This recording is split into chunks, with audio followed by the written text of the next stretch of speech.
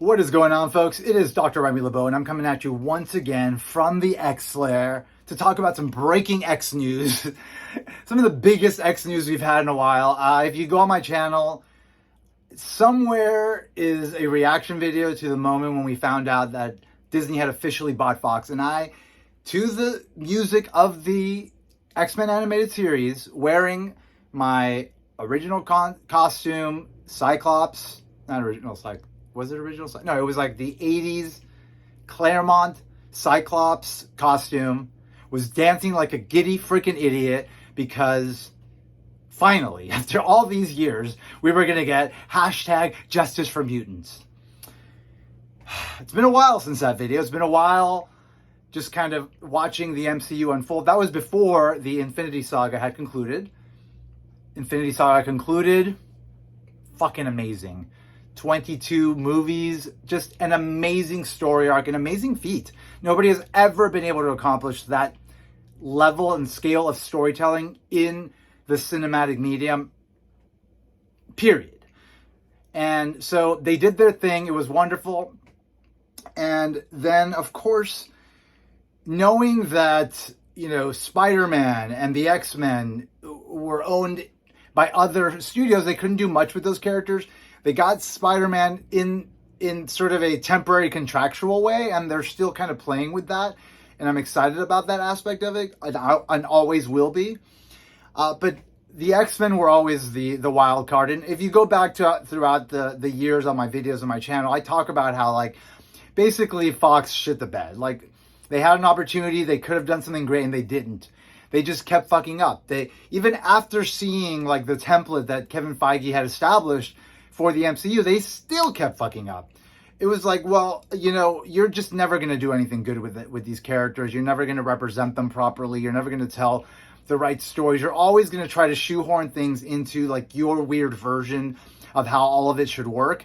And you're really kind of they were really neutering themselves. They never brought in the Shi'ar. And even when they did that stupid, awful Dark Phoenix movie, they brought in the aliens that were on that planet during the Dark Phoenix saga when Jean is Dark Phoenix and she destroys an entire planet, right? Or was it a galaxy?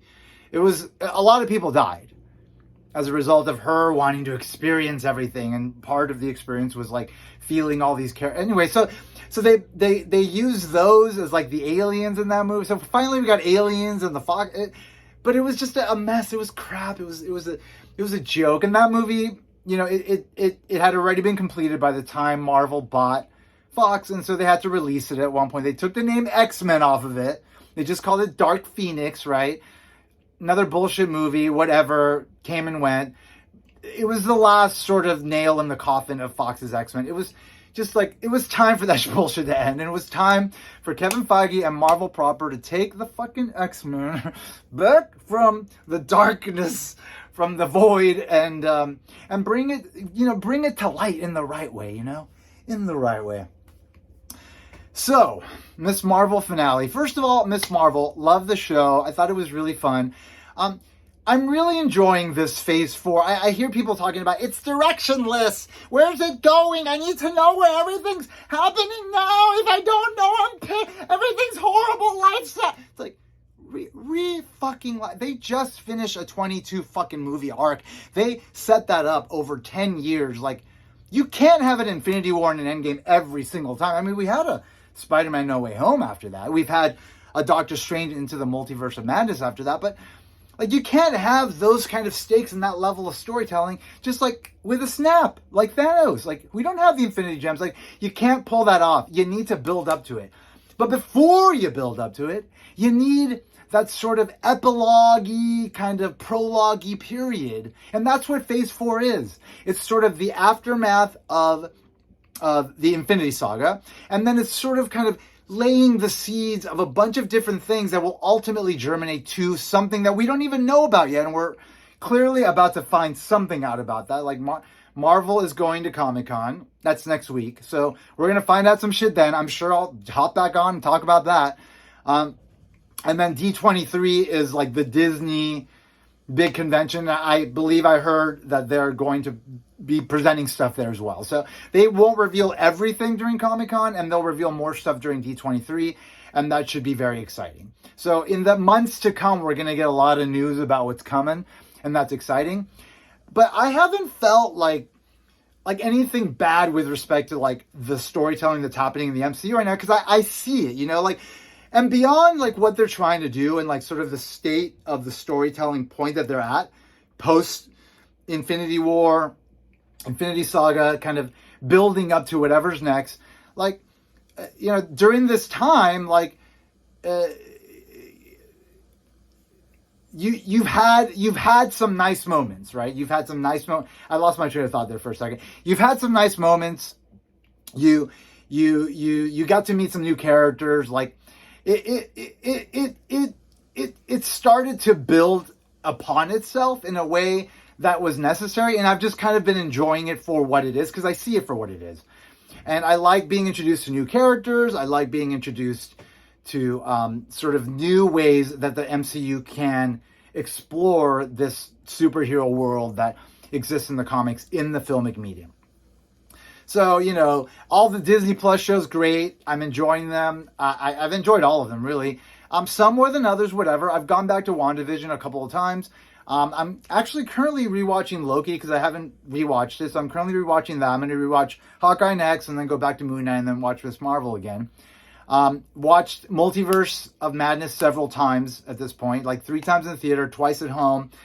I don't tire of that movie, and so I will continue enjoying that. Black Widow I need to go back to. Haven't really gone back to that much. Eternals I need to go back to. Shang-Chi I need to go back to.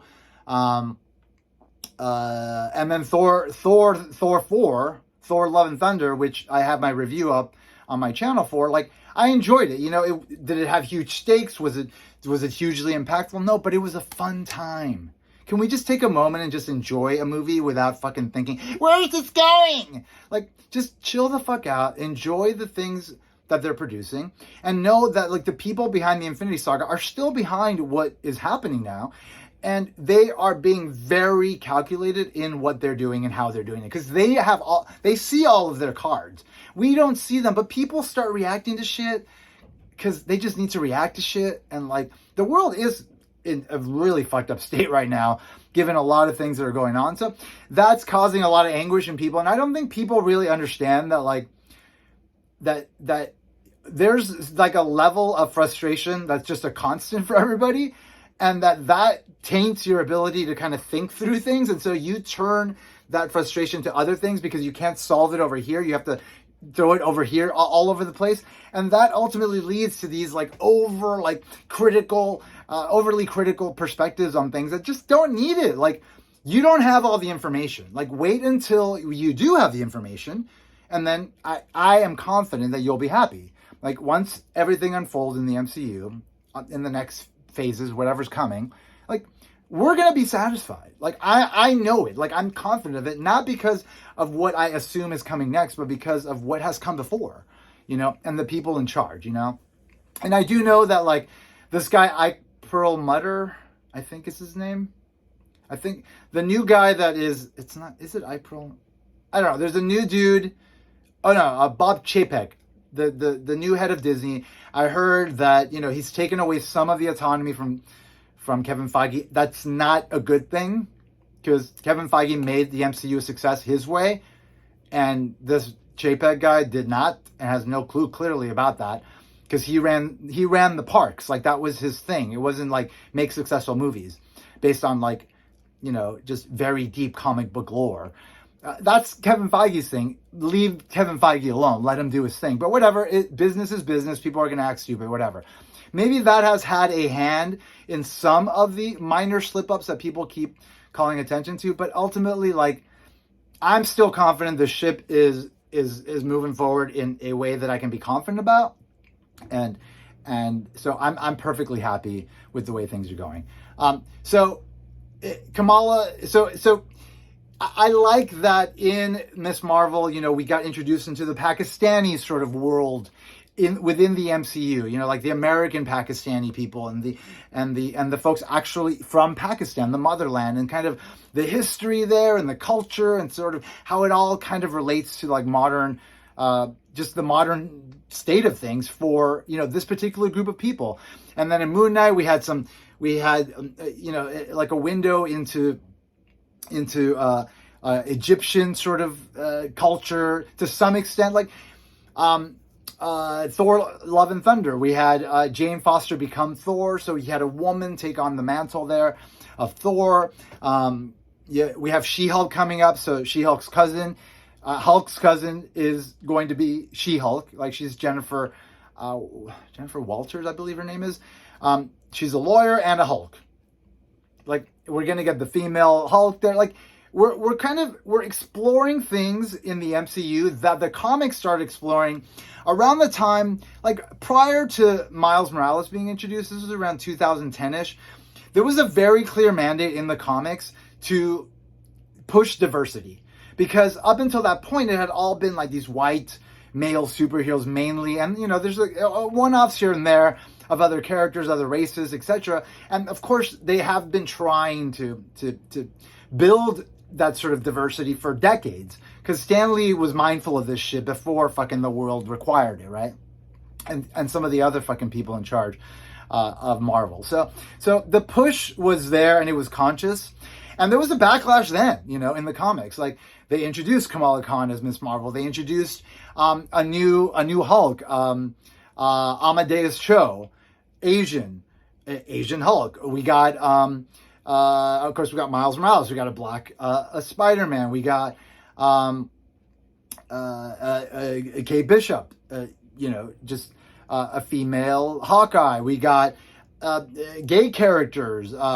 We got some like gay Avengers. We got more diversity in the world of the comic books. It was aggressively pushed, and so the as this was happening in the comics throughout the 2010s, the Marvel Universe was starting to take off. Marvel Cinematic Universe was starting to take off. Iron Man 2, Thor, Hulk, the first, what was it? The Incredible Hulk, and then you had Captain America, and then Thor, and then Avengers 1, and then, so on and so forth. During that time, it started to take off. It became very popular. Avengers really kind of hit it out of the park, and that's the thing that kind of leveled us up. Then we got Guardians, that leveled us up. And I remember around that time, Kevin Feige said, when people were asking like, what's going to happen next? He's like, look to the comics. He's like, look to the comics. You want to know what's going to happen next in the MCU? Look to the comics. What was happening in the comics? They were introducing Kamala Khan. They were introducing Amadeus Cho. They were pushing diversity within the comics. So that is what we're getting now. Right, we're getting like sort of this expansion of the Marvel Universe in directions that are better representative of the overall population in this world, that are not just reflective of like this old guard of like, well, we only need white men to be represented as powerful because they're the ones that have the power. Like, that is over. Things have changed. Things are being represented differently in the movies, in the shows, in the comics. So that's happening. Marvel acquired Fox, and then we had a reboot, a soft reboot in the comic books for the X-Men, because during the time that Fox had the X-Men rights and Disney owned Marvel, at that point it became clear that Marvel was like, you know what? We don't want Fox to be making money off of our characters.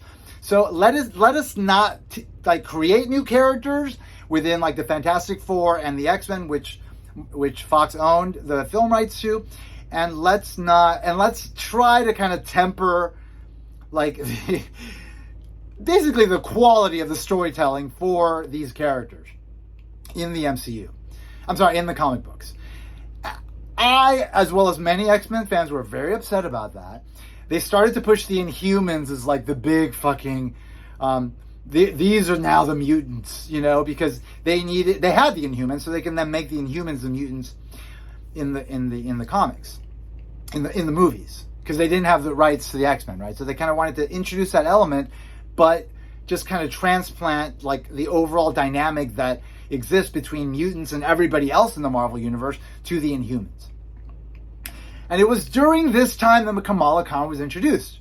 Now, I remember she was made an Inhuman, and I remember it was clearly stated that the reason why she was being fucking made an Inhuman was because Marvel didn't have the film rights.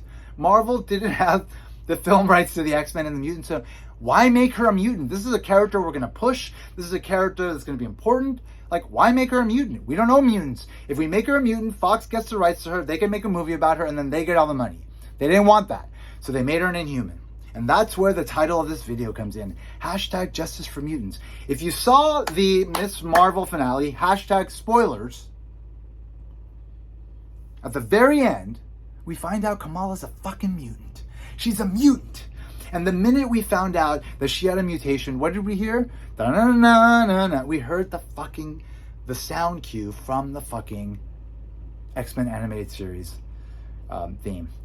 Bam! Not only is Kamala Khan a mutant in the MCU, but this represents them righting a wrong. It's almost like a clear message to us, the fans, that like the hardcore X-Men fans who've been fucking stabbed in the back by Marvel fucking corporate for like 10 years while they were telling shitty stories about our favorite characters, basically saying, we're sorry. And now we're going to take this character that people love as an Inhuman, and we're going to make that character a fucking mutant. Yes! Yes, Marvel! That is exactly what I needed to start to have this gaping wound that you have given me start to heal and really start to like see that, oh, you are looking to make this right. You are looking to make this right. All right. Now going back to Kevin Feige saying, look to the comics to see what's coming next. Okay, we got mutants, right? In the MCU. But do we want to build up mutants from scratch? Oh, now all of a sudden they're mutants. No. So this is my theory. I don't know how much validity there is to this, but hear me out. So Fox buys Marvel. I'm sorry, Marvel buys Fox. Fuck, that would be horrible if it was the opposite. Thank God that what I just said is not true. If there is a variant sort of world where that happened, I need the time variance authority to prune that shit, because fuck that. So Marvel acquires the film rights to the X-Men, right? Shitty storytelling up until that point. Within a year, we get the soft reboot of the X-Men, where Krakoa is introduced as the Island Nation. Professor Xavier has united all mutants, villains, heroes, all on this Krakoan island, which is itself a mutant. They have these portals that are seeds from the island that you can plant anywhere that will create portals to transport you in and out of the island. They have resurrection protocols. So they have like 5. So the concept of like a mutant circuit has really been pushed, in which mutants work together with their powers to accomplish things that they could not accomplish individually. So the sum of the whole is greater than its parts is sort of the principle behind that. And so what was set up on the island is like 5 mutants that can resurrect people. And Cerebro, the helmet that Xavier uses to, the computer that Xavier uses to search out mutants, is revealed to also be sort of mapping the mind of all the mutants. And then Mr. Sinister is revealed to be... Mr. Sinister is a geneticist, and he's always been interested in mutant genetics. And what we find out is that Magneto, Xavier, working together, approached Sinister a long time ago and asked him to start collecting the DNA of all the mutants and cataloging it. And then they made him forget about why. And so it all sort of culminated to, okay, now we're on this island, we built this nation, and we can take so Cerebro is constantly backing up people's minds. So it does a backup of everybody's mind on a regular basis. And there's like these like backup Cerebros everywhere hidden to protect that information. And so when somebody dies, the genetic material is taken from Sinister, and then it's put into this egg that this one mutant that is now called Egg. he was called Gold Balls before. We didn't know what his gold balls were about. He just like had gold balls appear everywhere, and like it was a weird thing. But then Jonathan Hickman, the guy that came up with all this, he took that and he's like, no, they're eggs, and there's like genetic. So if you inject those eggs with genetic material, and then you have this other mutant that can advance time, that mutant can accelerate the growth of that body, and then once it is human size and it happens quickly, then we have a telepath use Cerebro to reinstall the backed up mind into this body. The person is born out of the egg and they are reborn with the backed up mind, which is generally within a week of the time they died. So maybe there's some information missing there, but a good amount of who they are and everything they know is back in their body. So they can resurrect mutants. The island can produce these drugs that can basically extend human life. It has become like a huge sort of boon for them. They've given it to a lot of countries that have accepted Krakoa as a nation. It cures most diseases. Like, it's a really important thing that has affected the world economic structure by kind of them having this monopoly over this important drug that can then be used as leverage to have the world accept this island nation of mutants and make it easier for them to exist. So all these elements are put into place. You've got this really interesting dynamic, right? Right before this happened, right before we got this sort of soft reboot, there was a really wacky storyline that, because I guess like sort of at the tail end of what had been happening story-wise prior to this, I'm pretty sure Marvel was like, do whatever the fuck you want, because we're about to fucking soft reboot this shit. And they did. Like, they came up with this really weird, like, alternate dimension storyline where all the characters were sucked into it, and there was like this weird kind of utopia / dystopia.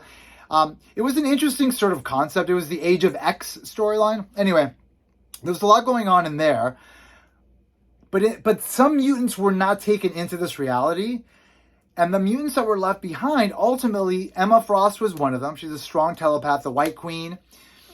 And towards the end of that storyline, she used her power and Cerebro to basically erase the knowledge of the entire world that mutants ever existed. This happened right before Krakoa. Right before. Like a month before Krakoa, this happened. And then that was immediately like changed right after, like in the next issue was immediately changed. But what it did establish was that Emma Frost can do this. So this is what I'm proposing here. Kamala Khan is a mutant. So that means there are mutants already in the world, but why don't people know about it? Because somebody must have made people forget about them. But why would somebody that is in conflict with other mutants and has all these weird interests, why would they do that? Like, it doesn't necessarily make sense because it sort of would fuck up the overall dynamic. And if everybody's fighting with each other, then you're sort of distracted enough where like you don't really have a need to do something like that. Unless everybody was fighting with each other for decades, right? Everything that we saw in the X-Men movies, things that we see in in the prior comics to the Krakoan age of the X-Men, like all of that went on. But at some point, the world got so much against mutants, and there must have been some terrible event or something, that the mutants had to unite. And so what I am proposing, and what I think is very likely, because remember, Kevin Feige said, what are we doing next in the movies? Look to the comics. What's happening in the comics with X-Men? Disney acquires Marvel and the mutants. They don't want to tell the same stories that have already been told. They don't want everybody to just go, okay, we're going to see another X-Men movie. Okay, they're in the house again. Now we got it. Oh, here's the new Magneto, new Xavier. Oh, we're seeing that again. It's like, it's not exciting. Like, you can go back and watch those movies and it sort of touches upon all of that and whatever. But this is just a whole other ballgame. Like, visually, the world is stunning to look at. There's so much beauty in this lovely island nation that the mutants have, their culture, their way of life, all sorts of things. Like, it's really interesting. And it's a lot of stuff that cinematically would really resonate as like awe-inspiring and would really form the basis for a lot of great stories. So what if in the real world, the humans and the mutants were in so much conflict that the mutants were like, you know what? We got to get together. They make Krakoa. But instead of them opening themselves up to the world, they have Emma Frost or whomever fucking erase all knowledge of them. And they remained on their island. They were just living. And anytime a mutant surfaced, maybe they approach them and they have them come to the island or something, right? They do something to the point, because people don't know there are mutants and they can't process that because they're not being allowed to. So in some way, they allow mutants to either go to the island and live with them, or somehow like they're able to erase the knowledge of them being mutants. Maybe they are able to take their powers even. Who knows? I have no idea. So Kamala is a mutant. She gets, okay, so spoilers for Miss Marvel again. At the very end, she is sucked away somewhere and replaced with Carol Danvers. So wherever Carol Danvers was in the universe, I'm assuming that's where Kamala Khan is. Now we saw Monica Rambeau be brought up to the Sword Station in space, implying that she was going to meet up in space with Nick Fury and maybe even eventually Carol Danvers, right? Because there was like that Carol Danvers conflict established in WandaVision where Monica is bitter about the fact that Carol maybe let her mom die. I don't know. There's something going on there that she's bitter about. So obviously that needs to be taken care of. One of the next movies coming up is The Marvels, which is going to have Miss Marvel, Captain Marvel, and Monica Rambeau. Photon, I think her comic book superhero name is. So that's going to happen, right?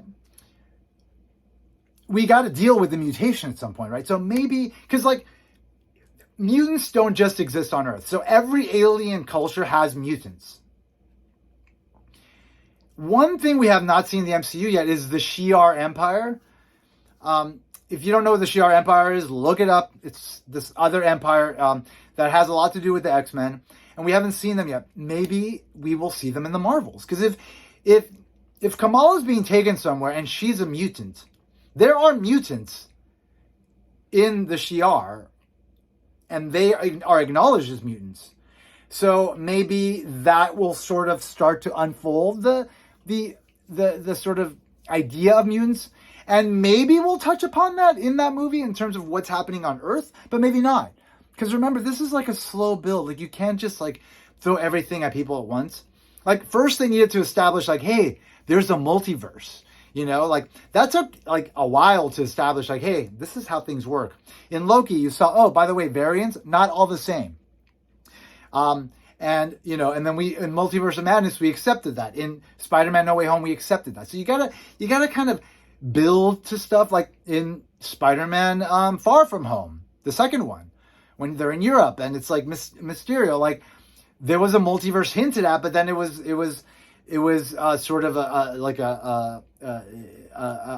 it was a misdirect, right? It wasn't what was actually going on. So we got to take it slow. But given that Miss Marvel is a mutant, hashtag justice for mutants, baby. Like you gotta think that, okay, so now that we've established she's a mutant, like that kind of has to lead to something. But not necessarily. I don't expect that to happen in the Marvels, but it wouldn't surprise me if they touched upon that in the Marvels. But nonetheless, like, seeds are being laid, and like I really hope that my theory is correct, because I really want to see Krakoa represented in the films.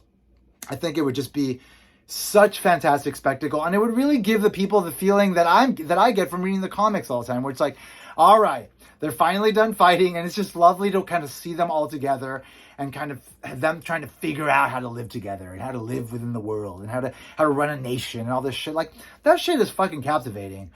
And it's just great. I mean, the comics right now are fantastic. There's 3 solid X-Men books going on right now. Immortal X-Men, X-Men Red, and just the regular X-Men title. Those 3 books are fucking solid, fucking rock X-Men books. I love them. I can't wait to read them when they come out. It's everything that I've ever wanted from the X-Men, especially given the 10-year sort of black, dark period that we experienced that I don't like to think about. So a lot of great stuff is happening in the comics. And I feel like that is where this is all going. So again, last year we had the Hellfire Gala, and in the Hellfire Gala, which is sort of like this big event that happens on Krakoa, where everybody dresses up, and that's where they pick the new X-Men team like every year. Kevin Feige makes his appearance in that event, and in that event, spoilers within the comics, a mutant circuit terraforms Mars and makes it livable, and then it becomes a mutant planet, and they transport all these like alternate dimension mutants that are like warriors that don't know how to live on Earth in a civilized way to Mars, and then they sort of populate the planet, and like Storm is there as sort of like the regent, and now Magneto is there as like a warrior, and they're both on the council, and they've deleted their backups because like true warriors need to have stakes to die when they're going into battle, and like they're constantly being challenged, and they have to fight in the arena to maintain their power amongst these like warrior mutants. It's fucking great. X-Men Red is what's focusing on that. Then on Earth, anyway, so they terraform Mars. Kevin Feige was at that event at the Hellfire Gala. First time in a comic book. You don't put the head of Marvel Studios, the guy responsible for the success of the Infinity Saga, in a comic book unless you're trying to send a fucking message. The message is, this is what's going on, baby. We're gonna do this. Look to the comics. The comics, Krakoa, Hellfire Gala, terraforming Mars, a mutant fucking empire, in galactic empire they now represent the solar system, which they call Sol. And the rest of the galaxy now has to be like, oh shit, the mutants are like spread, like their power is getting bigger in the universe. And we have a cosmic element to the Marvel Cinematic Universe established in such a lovely way with Guardians, etc., etc. Avengers also, of course, Thor, like a lot of elements that introduce like this wider, bigger universe beyond Earth. And now we can tell stories that involve mutants that are not just like they're fighting each other on Earth because the government hates them. Like, okay, we've done that.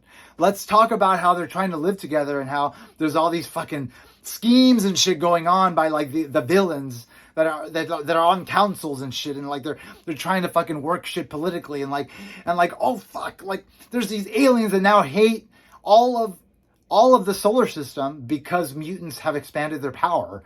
You know, it's like there's so many bigger, cooler stories to be told than just like, oh god, the government's trying to kill all the mutants. Oh god, we gotta stop them. We're done with that. Let's move on to this age. I feel this is what's going to happen. I just based on everything I've said, like, how can it not happen? Kevin Feige is going to get this shit done. Kevin Feige is going to deliver, and I'm very happy about that. And I'm super excited about this new era of the Marvel Cinematic Universe. People that are crying about Thor: Love and Thunder, what's the direction of the epic? Just chill the fuck out, please. Relax. This is just the beginning. We're about to get some really cool shit, and it's going to be awesome, and I look forward to it. Anyway, those are my thoughts. I felt like I needed to get it out because, like, hey, fucking, this is important shit. Anyway, a brief note to the statue collectors out there that still watch my videos from the old days when this was just a statue channel, an X-Men statue channel. I'm selling some of my statues, maybe the majority of them. During the pandemic, the minute the lockdown started, I was like, you know what? Fucking world's burning. I got to get some screenplays out because I went to film school, then I became an economist, but I never got to write screenplays because I spent so much time trying to become an economist and being successful at that. And then when I finally got through like all the basic benchmarks, like and then the pandemic hit, I was like, you know what? If I don't write stories now, what if I get fucking COVID and die? So I stopped working,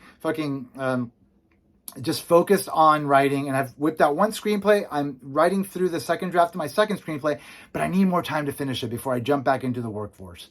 And so in order to do that, I'm going to sell my statue collection to keep myself afloat for a few more months so I can polish out I can polish up my second screenplay, and then I have 2 screenplays to start presenting to the world and see what the fuck happens. Because if you just have 1 screenplay, it's like, okay, well, there's your screenplay.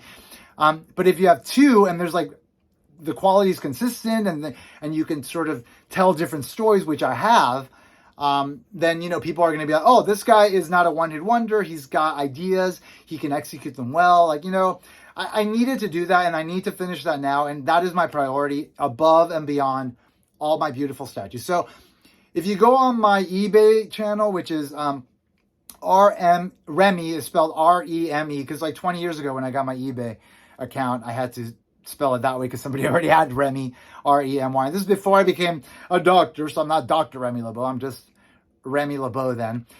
So R-E-M-E LeBeau is my username on eBay. I've got a store, and I'm slowly starting to sell some statues. There's some great statues up for sale right now. There's some nice auctions coming up. So keep your eyes out for some of my treasures that maybe you've been eyeing all these years and have been hard to get your hands on. This is your chance to get them if you want them. I've been taking care of them. I'm very clear-cut about any flaws they may have just based on wear and tear throughout the years. And I ship really well, etc., etc. Anyway, that's my little plug for what's going on there. So if you start to see like my statues dwindle, it's because of that. But don't worry, folks. My love of the X-Men is not done. My love of X-Men statues isn't done. And when all of this is done and I'm back on my feet and I've got my screenplays done and I'm back working wherever, I'm getting some of these back. In fact, I'm getting better ones because there's actually a lot of statues I've wanted to get, but I haven't gotten because I just didn't have room. And so this allows me to kind of reboot my own collection, and that's exciting to me. Anyway, so that's what's going on there. Keep an eye out for my eBay listings. My Instagram account, also, I'll be posting some of the lots on my story and also on my page. So keep an eye out for that. Anyway, so hashtag Justice for Mutants, baby. Mutants in the MCU. Dude, we got Professor X in Multiverse of Madness. I love Multiverse of Madness. I can't get enough of that movie. I really enjoy it. Like, there's so... America Chavez, love her. Actress, fantastic. Everything about... I don't know. I just love that movie. I love it. I fucking love it. It's like... It's one of my top...